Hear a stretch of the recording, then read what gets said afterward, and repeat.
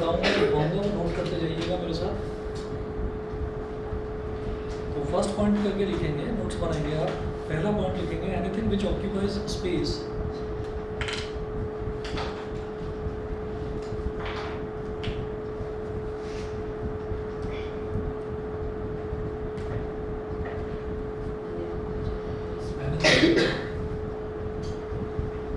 which occupies space,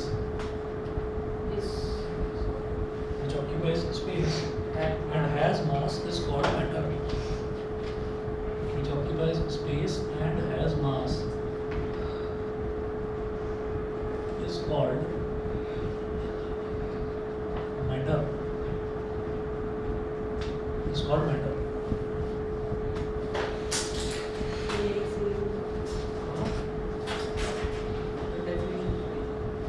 ये वाली अच्छा स्कूल में मैं शायद मैंने आपको पहले भी बताया था कि स्कूल में भी जो टीचर्स हैं मुझे मेरी इसी से पढ़ाते हैं, मैंने तो इसी से उन्होंने पढ़ाया। अच्छा उसके बाद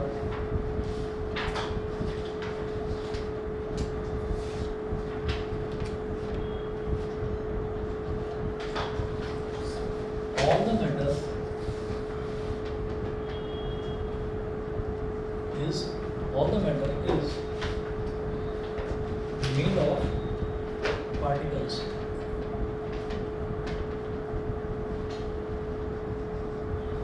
Is made of particles. All the matter is made of particles.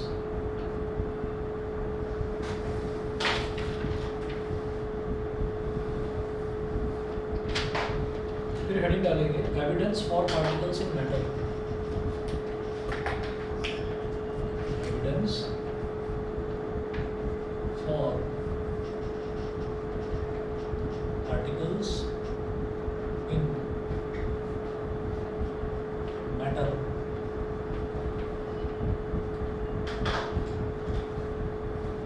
Evidence for particles in matter. अभी देखिएगा इसमें क्या होता है, क्या होता है evidence for particles and matter. जैसे मान लीजिए हम इसकी बात कर रहे हैं, मैटर की बात कर रहे हैं, तो हमने सबसे पहले तो ये देखा anything which occupies space and has mass is called matter. कोई भी चीज़ अगर ऐसी है जो रखी हुई है इस रूप में, तो इसका मतलब क्या है कि वो कुछ स्पेस तो ऑक्यूपाई कर ही रही है ना। अगर मान लीजिए यहाँ से रूम से चेयर हटा दूँ, जितनी भी चेयर रखी हुई है चेयर हटा दूँ तो ये रूम खाली हो जाएगा, ठीक है, तो स्पेस ही स्पेस नज़र आएगा। और ये चेयर अपने रख रखी है तो सारा जो स्पेस है वो चेयर्स ने ऑक्यूपाई कर रखा है। तो इसका मतलब ये जो चेयर है इसमें ये मास ये स्पेस ऑक्यूपाई करती है। फिर अगर इसको वेइंग मशीन पर रखेंगे तो इसमें कुछ ना कुछ मास भी निकलेगा, तो इसका मतलब ये भी मैटर है। एक बुक की बात करें वो भी मैटर है, एक छोटे से पिन की बात करें वो भी मैटर है। तो कोई भी जो ऑब्जेक्ट दिखाई देता है वो ऐसा हो ही नहीं सकता कि उसके अंदर मास ना हो, ठीक है, मास होगा उसमें। अगर किसी भी ऑब्जेक्ट में मास नहीं है तो फिर वो ऑब्जेक्ट ही एग्जिस्ट नहीं करेगा। सुना है कभी कोई ऑब्जेक्ट जिसका मास ही 0 हो? कुछ ना कुछ मास तो अच्छा 0.1 हो चाहे 0.05 कुछ ना कुछ तो मास होगा। और अगर कुछ मास है तो फिर वो स्पेस भी ऑक्यूपाई करेगा। तो सब कुछ मैटर ही मैटर है। अब दूसरा ये देखा कि matter all the matter is made up of particles. तो जितना भी मैटर है वो सारा का सारा छोटे छोटे पार्टिकल्स से मिलकर बना है। अब ये जो है ये कैसे सोचते हैं इसके बारे में? इसके बारे में ऐसे सोचते हैं कि हमारे पास एक ब्रिक है, ठीक है, तो ब्रिक किसकी बनती है? मिट्टी की बनती है। अब हमने क्या करा कि उसको हैमर लेकर हमने उसको तोड़ना शुरू किया। तोड़ते गए कुछ टुकड़े हुए, 10 टुकड़े हुए, और तोड़ा, 20 टुकड़े हो गए, और तोड़ा, 40 टुकड़े हो गए, फिर और तोड़ते गए अल्टीमेटली धीरे धीरे हमने देखा तो पाउडर बन गया इसका, तो बिल्कुल तोड़ कर, ठीक है। और वो इतना ज़्यादा पाउडर बन गया, उस पाउडर का एक छोटा सा तिनका मैंने उठाया, ठीक है, तो मैंने कहा कि अच्छा ये सबसे छोटा पार्टिकल है जिससे ही मिलकर बना है, ठीक है। ठीक, अगर कोई और हमारे पास तरीका हो उस तिनके को, जो जरा सा टुकड़ा है उसको भी तोड़ दो, तो हम ये कहेंगे तो और 2 पार्ट्स में डिवाइड हो गया। अच्छा, तो इसका मतलब बाकी के जो 1000 छोटे छोटे पार्टिकल्स हैं उनको भी तोड़ेंगे तो वो भी 2 पार्ट्स में डिवाइड हो जाएंगे, यानी कि 1000 पार्टिकल्स नहीं थे भाई 2000। फिर और कोई खुराफाती आ जाता है, कहता है कि नहीं मैं तो और ज़्यादा तोड़ूंगा इसको, ठीक है, और तोड़ेंगे, मेरे पास तो मिक्सी है, मैं तो मिक्सी में घुमा दूँगा इसको, देखता हूँ मैं तो उसको और बारीक पाउडर बनाऊँगा। तो फिर आ जाता है कोई माइक्रोस्कोपिक व्यू वाला कि नहीं मैं तो माइक्रोस्कोप लेकर और छोटा इसको तो एटम में कन्वर्ट करूँगा। तो धीरे धीरे ये देखा गया कि किसी भी चीज़ को जब हम तोड़ते जाते हैं तो वो बिल्कुल छोटे पार्टिकल्स में डिवाइड हो जाते हैं। ये हमने ब्रिक का एग्जांपल लिया, आप वुड का कोई पीस ले लो तो वुड का भी बिल्कुल पाउडर बन जाता है, ठीक है। और किसी चीज़ का प्लास्टिक का ले लो, प्लास्टिक को तोड़ते जाओ उसका भी पाउडर बन जाएगा। तो हर एक चीज़ जो है वो पार्टिकल्स से मिलकर बनी है। अब ये जो लिखा है evidence for particles in matter, तो 2-3 एविडेंसेस हैं, 2-3 एग्जांपल्स हैं। वो एग्जांपल्स एनसीईआरटी में भी मेंशन है, नकवी में भी मेंशन है, उन पर क्वेश्चंस बनते हैं, ठीक है। तो वो देखेंगे। एविडेंस का मतलब एग्जांपल, कि आप कोई प्रूफ दो, आप कोई प्रूफ दो इससे ये पता चले कि मैटर जो है वो पार्टिकल्स से मिलकर बना है, ठीक है। तो पहला एविडेंस फर्स्ट लिखेंगे dissolving a solid in a liquid. पहला एविडेंस है first dissolving a solid in a liquid, solid को लिक्विड में डिसॉल्व करना।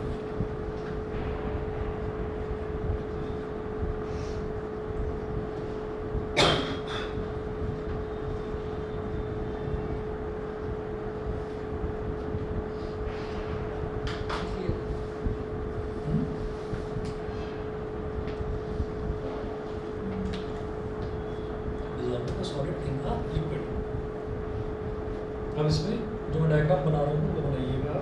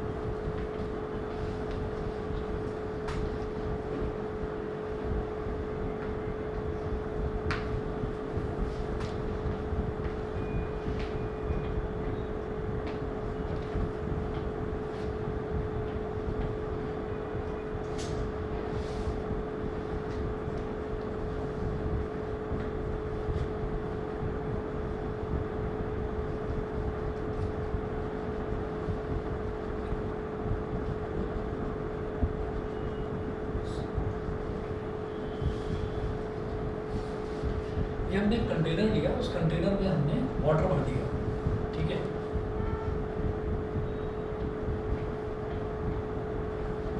यहाँ लिखे पोटेशियम परमैंगनेट,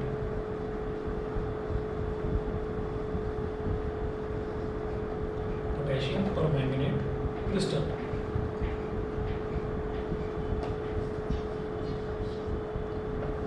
लिखिएगा पर्पल कलर। हाँ जी,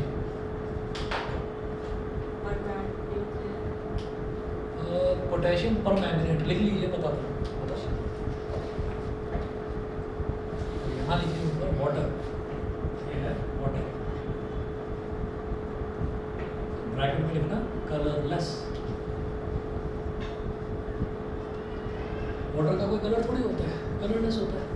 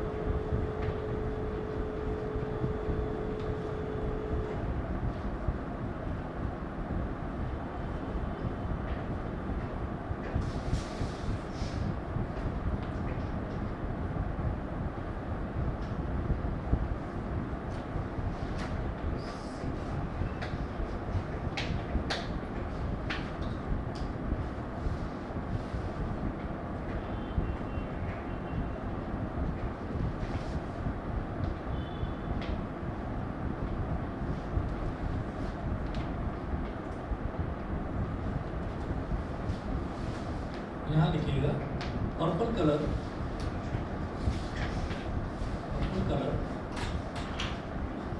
स्प्रेड्स अपवर्ड्स। ये है हमारी फिगर ए, ये है फिगर बी और ये फिगर सी।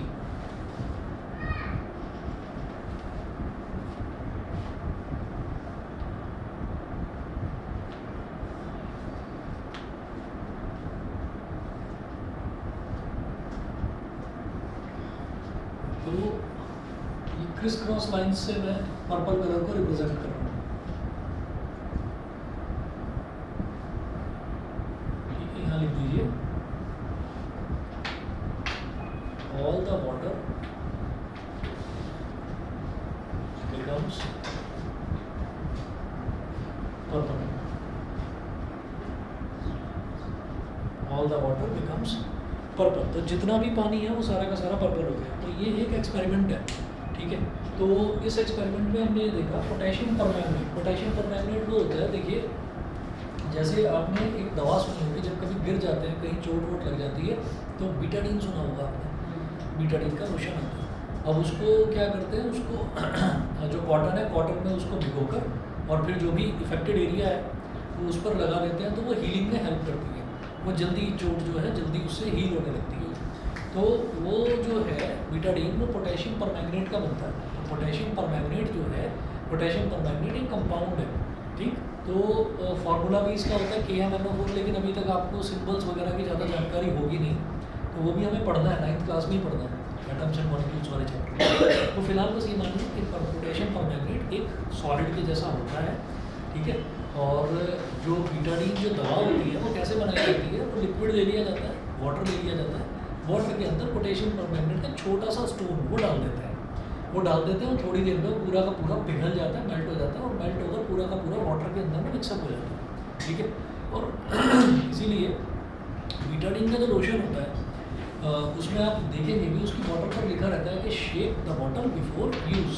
वो इस वजह से लिखा रहता है क्योंकि वो पोटेशियम परमैंगनेट के क्रिस्टल्स जो हैं, छोटे छोटे छोटे छोटे जो क्रिस्टल्स हैं, वो क्या है कि अगर आपने लगभग 1 महीना या 2 महीना तक वो बॉटल ऐसी रखी हुई है तो क्रिस्टल धीरे धीरे ना सेटल डाउन हो जाते हैं, नीचे बैठ जाते हैं, ठीक है। तो ऊपर से पानी पानी ही रह जाता है। तो आप उसको पानी को लगाएंगे भी और पता चला जो क्रिस्टल्स हैं यानी कि असली जो पोटेशियम परमैंगनेट है वो नीचे डिपॉजिट हो गया है, ठीक है। और आप देखेंगे अभी तो छोटी ठीक नहीं हो रही है, मैं रोज़ लगा रहा हूँ ये दवाई, तो उस पर जब इंस्ट्रक्शन लिखा हुआ है कि shake the bottle before use, वो आपने शेक नहीं करा, तो उसको पहले शेक करना है और उसके बाद उसको लगा देना है। तो ये एक्सपेरिमेंटली ये देखा गया कि पोटेशियम परमैंगनेट का एक छोटा सा स्टोन लिया जो कि पर्पल कलर का है, वाटर तो कलरलेस है, ठीक है, वाटर तो कलरलेस है। तो थोड़ी देर बाद ये देखा कि पर्पल कलर जो है वो इस तरीके से स्प्रेड हो रहा है, ऐसे ऐसे स्प्रेड होता जा रहा है, ठीक है। तो पोटेशियम परमैंगनेट तो इजीली अवेलेबल होता नहीं है, स्टोन फॉर्म में तो आपको मिलेगा नहीं, लेकिन एक काम करा जा सकता है, शायद 4 या 5 रुपए की ना एक दवा आती है डिस्प्रिन, सर दर्द की जो गोली आती है, एक एसिडिटी की भी गोली आती है पेप्फिस, PEPFIZ पेप्फिस। तो ये जो दोनों गोलियां हैं, इन गोलियों में ये आप देख सकते हैं आसानी से, ये वाली चीज़ क्या, पानी का ग्लास लिया है ना, वॉट जो ट्रांसपेरेंट होता है ग्लास है ना, वो लिया, पानी तो साफ है ही, उसके अंदर उस गोली को डाला और फिर देखो कैसे एकदम से एकदम मतलब पूरी की पूरी गोली डिजॉल्व हो जाती है। और फिर जरा सा स्पून से घुमा दो तो आप देखोगे कि पूरे का पूरा जो वाटर है जो पहले कलरलेस था वो उस दवा का जो कलर है वो ले लेता है, ठीक है। वही चीज़ हमने यहाँ पर देखी है। तो पहला एविडेंस ये है कि मैंने एक सॉलिड को रख दिया वाटर के अंदर, सॉलिड को जब वाटर के अंदर रखा हमने देखा धीरे धीरे सॉलिड के पार्टिकल्स टूटे और टूटने के बाद में वो पूरे के पूरे वाटर में डिजॉल्व हो गए, ठीक है। और इस तरह से डिजॉल्व हुए कि पूरे के पूरे वाटर का कलर ही चेंज हो गया, ठीक है। तो ये तो एविडेंस है, मतलब प्रूफ है कि अच्छा इसका मतलब ये जो सॉलिड है छोटे छोटे पार्टिकल्स से मिलकर बना हुआ था, वो सारे के सारे पार्टिकल्स फैल गए, अब वो सारे दिखाई दे रहे हैं, नहीं फिर वाटर कम गया, ठीक है। तो ये हुआ किस तरीके से अब वो देखेंगे, वो भी डायग्राम्स के थ्रू देखेंगे। यहाँ लिखेंगे in this experiment the particles of potassium permanganate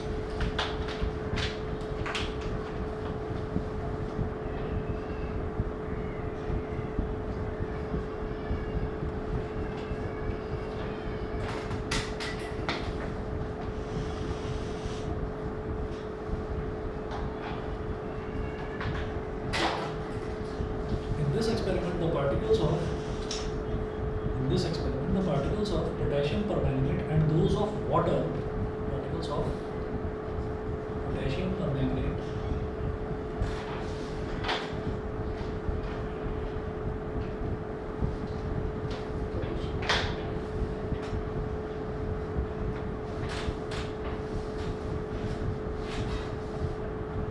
and those of water mix on their own without any external stirring. Mix on their own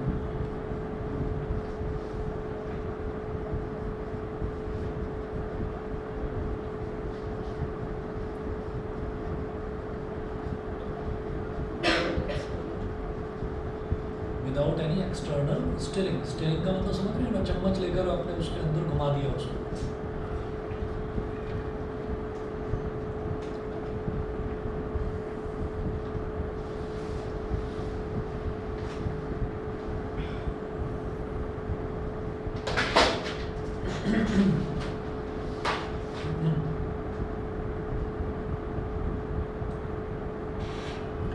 यहाँ पे आप लिखेंगे without any external steering. So it is concluded that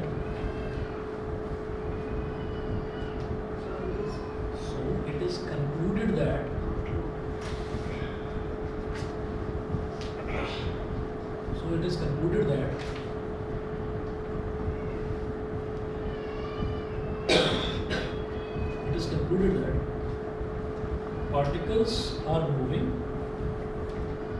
So it is concluded that matter is made up of particles. Matter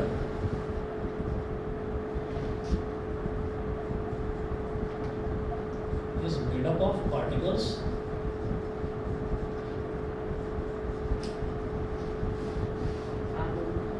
which are moving. That is always in motion.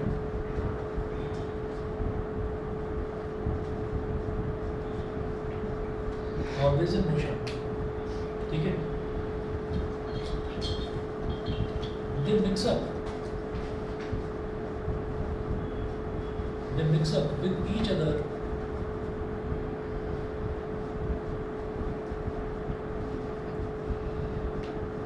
as shown below. ठीक है. नीचे मैं 3 ऐसे ही beakers दोबारा बनाऊंगा. ठीक है. As shown below. ये 3 कंटेनर बनाएंगे एक तरह से.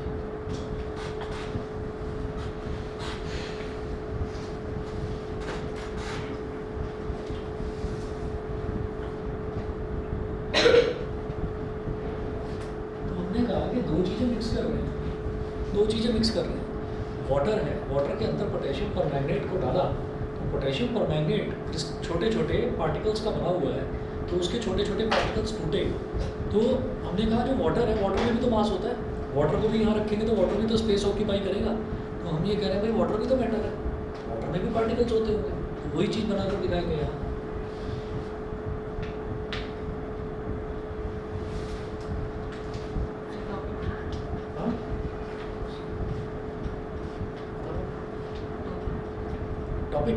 टॉपिक ये dissolving a solid in a liquid.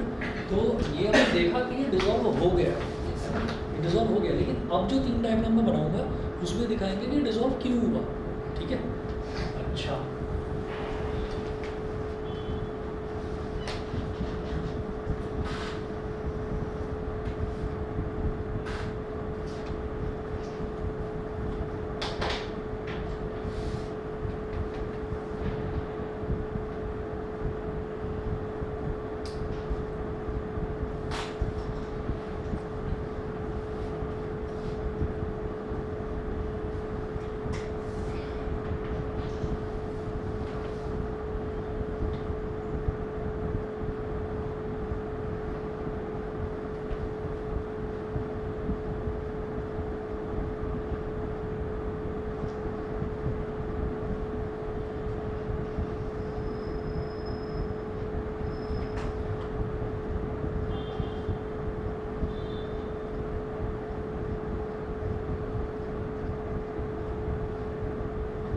यहाँ लिखेंगे वाटर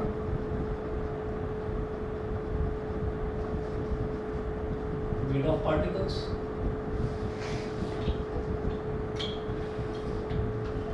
इधर लिखेंगे पोटेशियम परमैंगनेट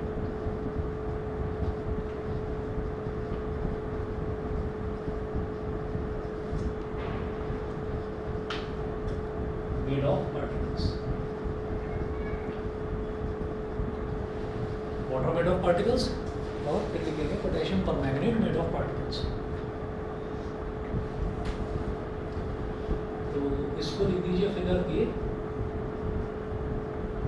एक इस तरीके से एरो लगाइएगा, या आप साइड में बना दो अगर आपके पेपर में उस पर जगह होती है, यहाँ तो थोड़ा कोने में चला जाएगा, तो इसके नीचे बना दो।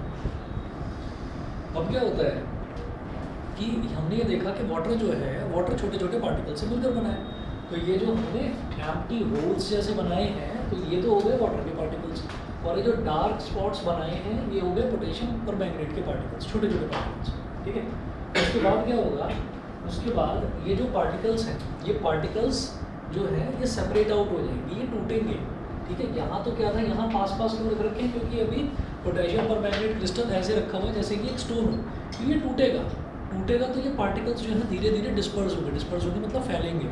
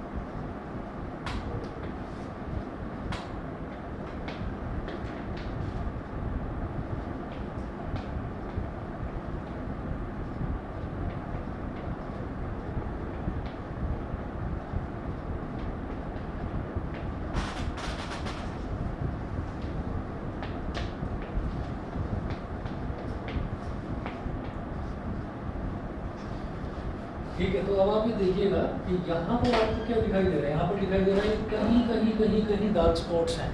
ठीक है, वैसे मेजर तो आपको एम्प्टी होल्स जैसे ही दिखाई दे रहे होंगे, यानी कि वाटर के पार्टिकल्स ही आपको दिखाई दे रहे होंगे। ठीक है, लेकिन ये बीच बीच में कहीं कहीं डॉट्स दिखाई दे रहे हैं, तो यहाँ पर आप क्या दिखेंगे, ये जो डॉट्स हैं यहाँ पर ऐसे दिखेंगे particles separate from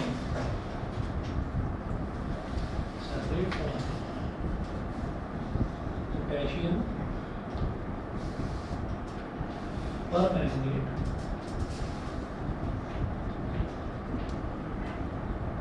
crystal,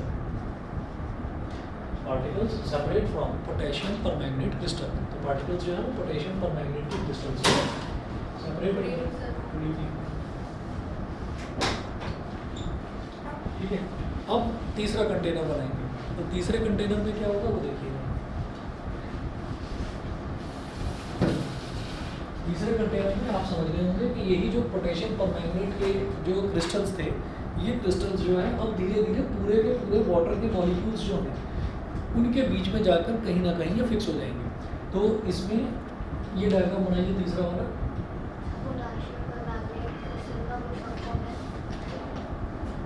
KMNO4, K capital, M capital, small m, capital O और फिर सब्सक्रिप्ट में 4, KMNO4 लिख सकते हैं इसमें।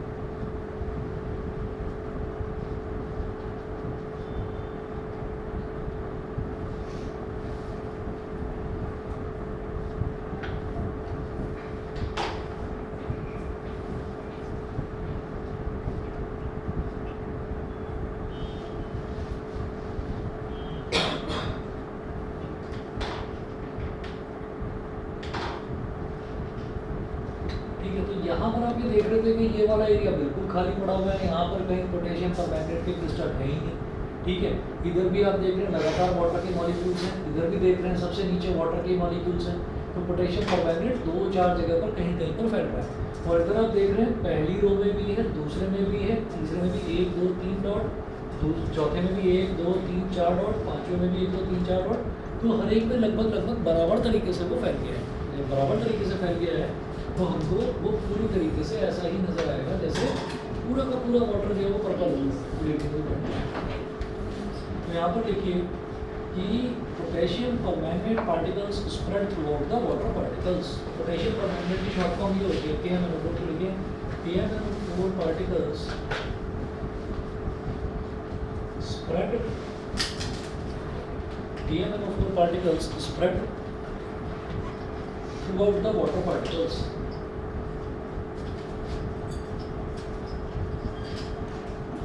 Throughout the water particles.